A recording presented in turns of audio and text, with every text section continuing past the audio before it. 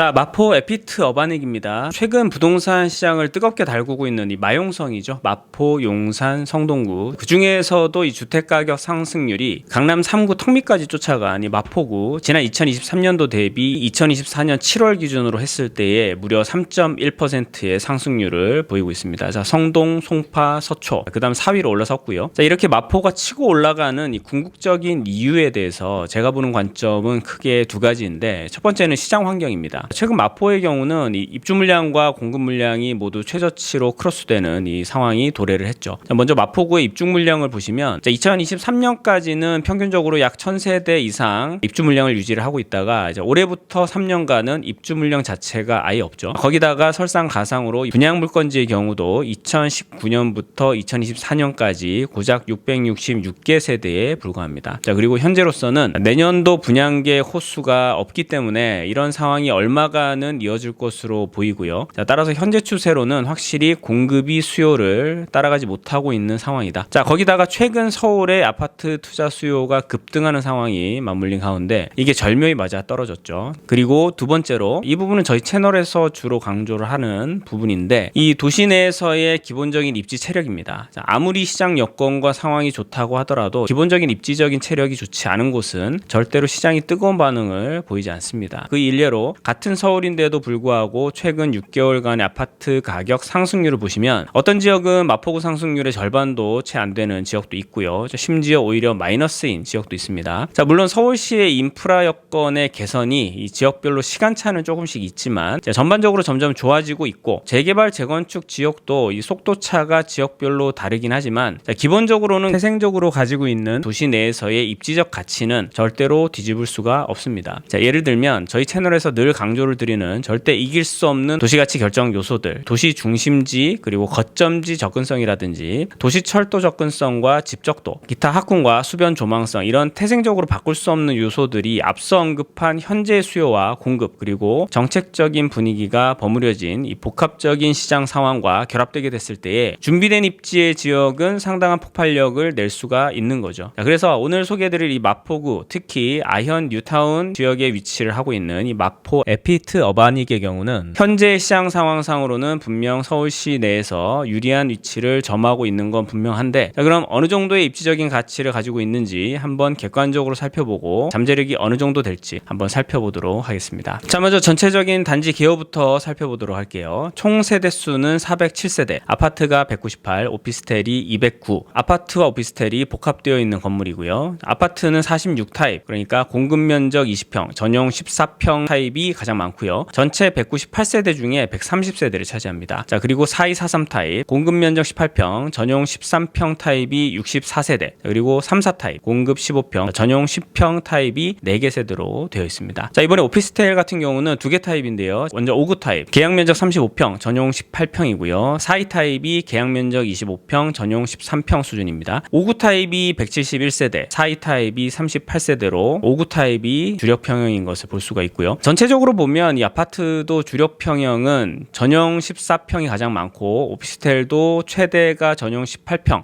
중소형 평형대가 주력인데요. 최근 들어서 1, 2인 가구가 급격히 늘면서 수도권 청약 경쟁률의 추이를 좀 바꾸고 있는데, 전용 20평형 이하 경쟁률이 최근 들어서 2배 이상씩 증가가 되고 있고, 그에 반해서 전용 면적 20에서 25평 사이는 증가세가 둔화되고 있는 추세고요. 전용 25평을 초과하는 세대 같은 경우는 경쟁률이 조금씩 줄다가 올해부터는 급격한 감소를 보이고 있습니다. 자, 그렇기 때문에 향후 추세를 보더라도 이 소형 평형대에 대한 상품 가치가 점점 높아질 전망이죠. 자, 이제 입지 부분부터 차근차근 살펴보도록 하겠습니다. 자, 우선 아파트 자산 가치에서 가장 중요하게 작용을 하는 요소, 자, MBD 접근성 살펴보죠. 서울시 도시구조 위계입니다. 서울시는 3개의 도심으로 구성이 되어 있죠. 자, 이 3개의 도심에 얼마나 근접하고 교통 여건이 좋기 때문에 이 3개의 도심의 접근성이 좋은가에 따라서 기본적인 일자리 수요가 결정되는 것을 우리가 쉽게 알 수가 있습니다. 그런 측면에서 봤을 때 먼저 3개의 도심과의 접근성을 봐야겠죠. 자, CBD 3.5km, YBD가 4.4km, GBD까지 9.5km 수준입니다. CBD, YBD, GBD를 연결하는 이 삼각형 트라이앵글이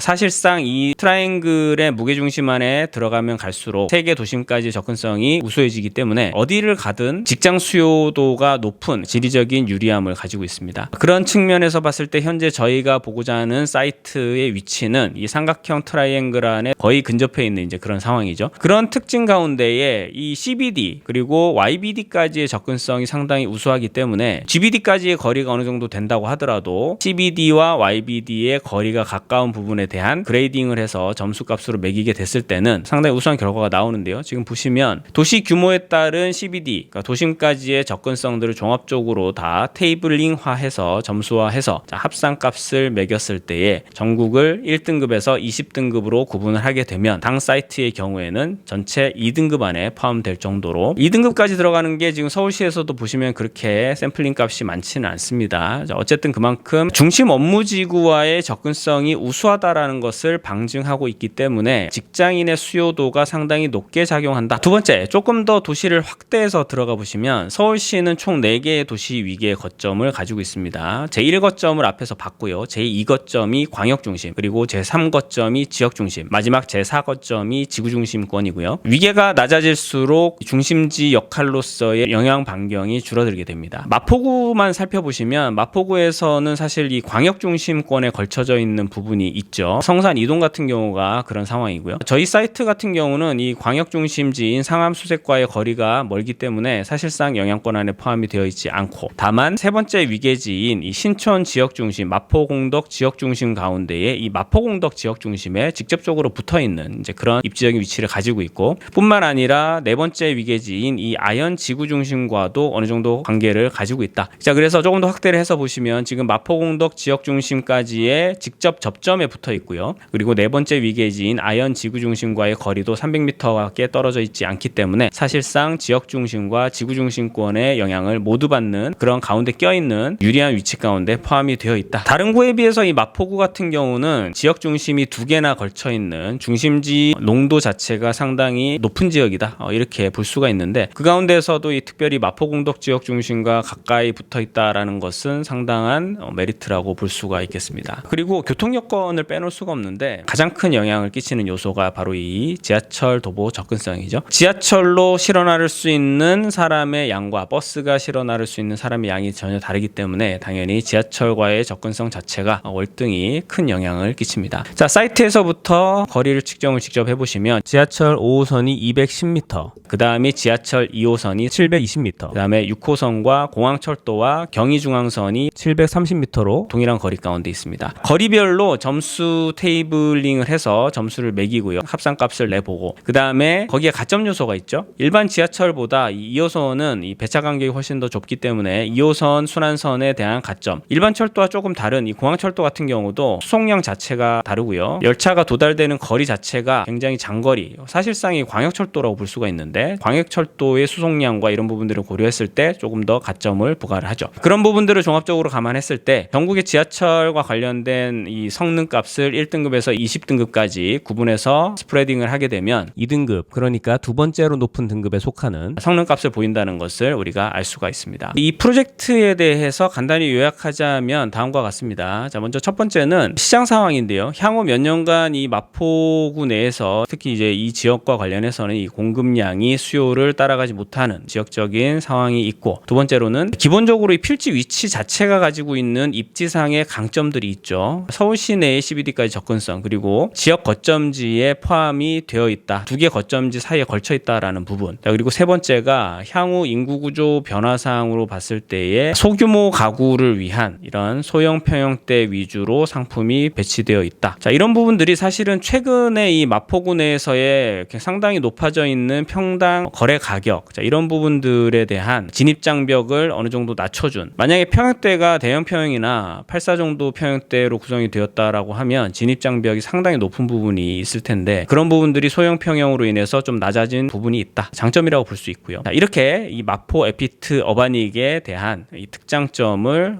요약을 해볼 수가 있겠습니다.